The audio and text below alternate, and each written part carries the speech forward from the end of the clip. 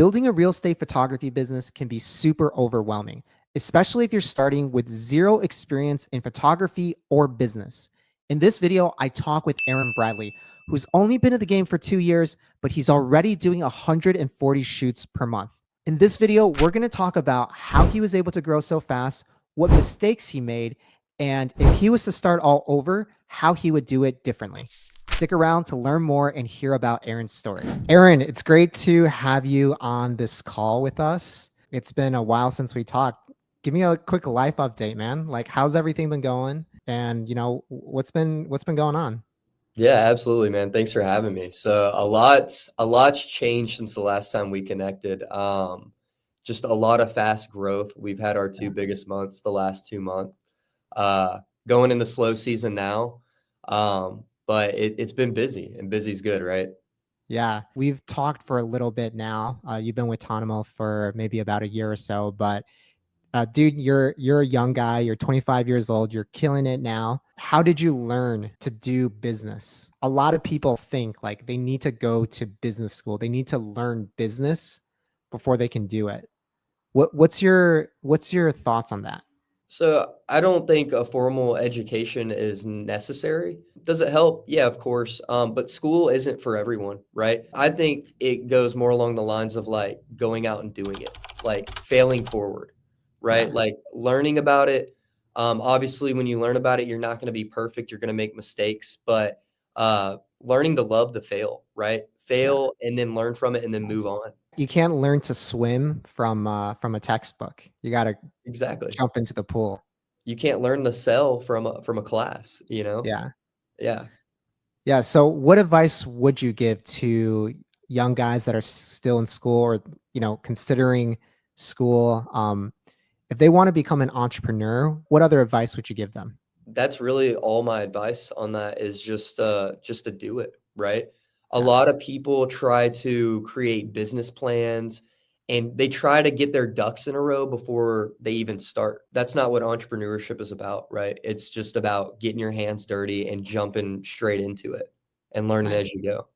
So, for our audience, a little bit of a quick introduction about Aaron. You've been in business for 2 years. In those 2 years, you've gotten such a fast growth. You're now doing $35,000 a month, 2 years into the business, and you grew really fast. In the first 6 months in your business, you were already at 10K. And I talked to a lot of photographers that, 2 years into the business, they're still struggling to get to 10K. How are you spending your time in order to get that fast growth? Yeah, so early on, Grant Cardone, whether you love him or you hate him, everybody has mixed feelings on him. He said, in this time, this generation, you could be everywhere at once. So that was like my goal from the start, right? Is posting 2 to 3 times a day on social media, staying super, super consistent on that. And not just Instagram, right? Like Instagram, Facebook, LinkedIn, YouTube. So posting consistently on those platforms just to stay top of mind, but also networking events. That's something that I really feel like I'm good at and something that I really enjoyed. So like every networking event that I could possibly go to in my area, Builders Industry Association, Bluegrass Realtors, which is our local realtor association, YPN, Young Professional Network, like anything and everything, Chamber of Commerce, I was there. So like every single week I had like multiple events on my calendar. And going to those really helped with like brand recognition. And then on top of that too, utilizing social media to capitalize on the audience and the attention that we were getting, you know, liking a realtor's post, commenting on their post, swiping up on their story, and then sending them a DM offer for either like a free shoot or 50% off, really helped fast track our growth. Within all that though, like that face-to-face time that I got at networking events and going to other events, a combination of having social media and then showing up places in person, it really helped because when you go to these events, people are like, hey, I know you, I've seen you on social media. So really being able to leverage that and then getting that face time with everybody else. What's your background? Do you have a background in business? Did you, like tell me a little bit more about how you got into photography? Yeah, absolutely. So I was 22. I had been going to school for 2 years. Was studying political science. I wanted to go on kind of like the track to law school. Quickly realized after 2 years that that's not what I wanted to do. Kind of knew too that like school wasn't for me. Like I didn't want to keep pursuing school. So I moved where I am now into Lexington with the idea in mind that I wanted to get into real estate. It's something that always kind of fascinated me. I got a job as a leasing consultant at a huge apartment complex, American Campus Corporation or Communities. And essentially they have like resort style living for college students all across major universities. So I was a leasing consultant. I got to kind of see the behind the scenes of how a 900 door apartment complex was managed and kind of all that good stuff. And I knew that I wanted to get deeper into it, but I didn't really know where to go from there. So it was either, get my license or, try to find out more of how to like get into the investing side. So I reached out to just investors via Airbnb and asking for an opportunity to come work for them. And one of them hit. So I went to work for my previous boss now. Him and his partner had about 70 doors in Lexington. Really, I went with just like the mindset of like, let's learn how to manage property and to invest in property. But within that, my main responsibility was leasing properties. And they were really unique in the sense that they used professional photography, drone, Zillow, all that kind of stuff. And it made my job super easy. It was like shooting fish in a barrel, people were able to look at properties and easily identify if they wanted to live there or not, so it made applicants super easy. And I thought, okay, if it can do this for leasing properties, think of what this can do for like builders or agents. And let alone there was this entire community already surrounded by it. So the more I looked into it, the more I was fascinated by it. Before that, I'd never done anything with media. So that was my first time picking up a camera. And from there, Wow. I went all in. I dropped out of school and just kind of burned the boats and that was it. And I just picked it up and ran with it. Yeah. So you didn't have any photography experience. How did you learn to become a good photographer? Like, there's people out there that have 5 to 6 years experience, that have like all this professional experience, but you have no photography experience and you're able to grow so fast. Like, what do you think kind of contributed to your success there? So a lot of courses. I bought like as many courses just about media, specifically real estate media that I could, right? Like spammed YouTube videos. And then on top of that, like practice. So like with watching all of those videos and just studying that, then it came to just like my own house, like shooting my own house, practicing on the properties that I was, managing and leasing at the time. A lot of practice and a lot of courses is what I would say to anybody that like is trying to learn. Gotcha. What kind of courses would you recommend to people that are trying to get into this business?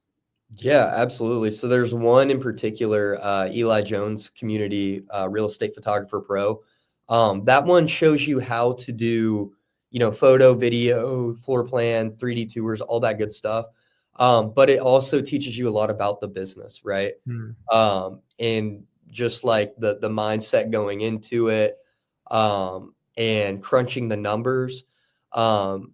And that's what I'd recommend, right? Like anybody who needs to learn the technical skills, learn the technical skills, but like ultimately the technical skills aren't going to make you the money, right? It's the mindset and the the expertise in actually how to run a business is what's going to make you money, right? Like sales, marketing, bookkeeping, all that kind of stuff. Yeah. So a lot of people, when they're starting out in the business, they are spending a lot of time trying to figure out like the right method to take photos. They're looking at the quality. How did you spend your first 6 months? How did you get to that 10K so fast? Well, I mean, really out of the gate, before I even really knew what I was doing, honestly, I was like straight into sales, right? Like Mm. using Instagram, liking people's stuff, commenting on their posts, swiping up on their stories, and then sending them an offer for a free shoot. I would tell people starting out, like, yeah, the technical stuff is important, but like learn as you go, right? Like fail forward. You're not going to be perfect at first. You're going to make like small mistakes. Things aren't going to look best. You might get the wrong angle. You know what I mean? But that's part of it. That's really like, if you're going to have a business doing this, you need clients. So that's the first big thing, right? Is practice, but also like reach out to people. And so that's like the track that I took. Month one, even while I was still learning, I was reaching out to people to get opportunities to get more experience. Yeah, so you're spending a lot of your time building the business. Um, and what's the business like now? Like, how many shoots are you doing in a month? Yeah. So last month we did around 140. Uh, Jesus. yeah, and now too, we have a photographer. I just made my first hire. He's been awesome. He has completely like saved so much time for me and helped me leverage my own time now. And we have a project coordinator, and from there, like we're just going to keep growing. Wow. So, now that like you're doing 140 shoots, what does that look like for you on a day to day? So for the past 2 months where it was just crazy, especially on the 140 shoots last month, I mean, it was multiple a day, and it was weekends included. So like wake up, make sure everything was sent out, oversee the project coordinator and just get to shooting, like multiple, very few breaks in between, a lot of stop and go in the car, just running all around Central Kentucky. And so, how are you thinking about the next stage of your business? Where do you want to be in, let's say, like 6 to 12 months from now? Yeah, so great question. So I recently read a book called "Buy Your Time Back" by Dan Martell, and Mm. it's really helped me look at how I spend my time differently. So like in the next 6 to 12 months, I'm looking to like get out of the field and do what I love and do what I'm good at. And stick to those 20% tasks, right? That's going to drive revenue and keep the business afloat. So I'm looking to remove myself from like the day-to-day operations of being in the field shooting the properties. And I want to be more of like, the face. I want to sell, I want to market, I want to manage customer relationships. So that's where I see myself going over the next like 6 to 12 months, is growing our team of photographers and kind of removing myself from that aspect of the business and spending it by making sure we have, food on the table. Gotcha. So you're going to be working on building the team and doing training, and not so Absolutely. much the photography side of things. Yeah, 100%. Cool. And to get to this point, were there any kind of big mistakes that you made kind of earlier on? Yeah, 100%. So I'd say from the start, not creating like SOPs and stuff. Like when you try to bring somebody on, and Yeah. all you have is your brain, it makes it really hard to train people. So from the start, even if you're a solo operator, you need to start cranking out SOPs and creating these type of processes. So that was one for sure. And then very early on too, I really focused. I was trying to find ways to differentiate myself. So I tried to do content retainers pretty early on. So I split my focus from like content to listings. And once I doubled down on listings, that's when I saw really, really fast growth. And I was able to find ways to differentiate myself within listings. So like, trying to be too creative and in other words, trying to recreate the wheel there when there's proven growth and methods in scaling the listing side. So those were like two really big bottlenecks for me. Okay, so you were distracted earlier on, and then you focused on just doing listings. How did you differentiate yourself from all the other photographers out there that were doing listings? Yeah, great question. So like photographers and people in media typically are like, you've heard the term like button pushers. I like to look at it like from a perspective of being like a consultant, right? Somebody that's going to help you market your property, but also help you market you as an agent, right? If we can get agents more business, that's good for us, right? And we can actually get people results off their marketing, not just come and do photos and a basic video of the home.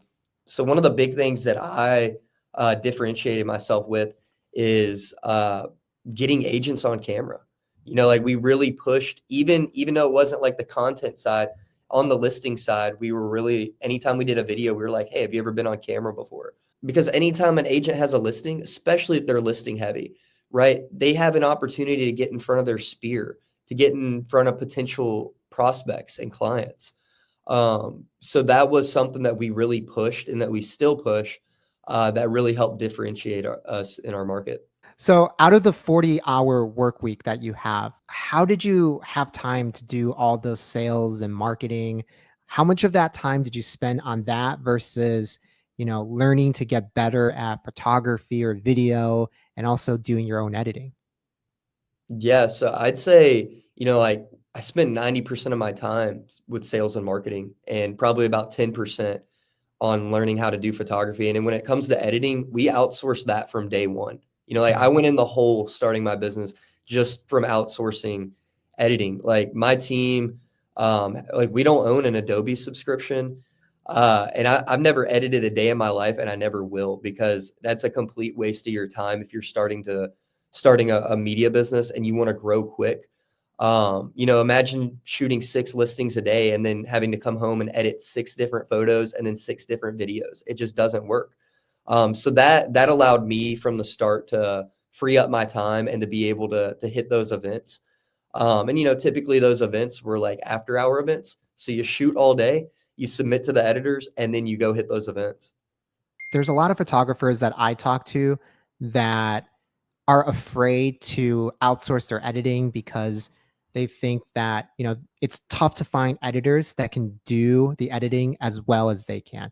And other people don't care about the work as much as they do. What would you say to people like that?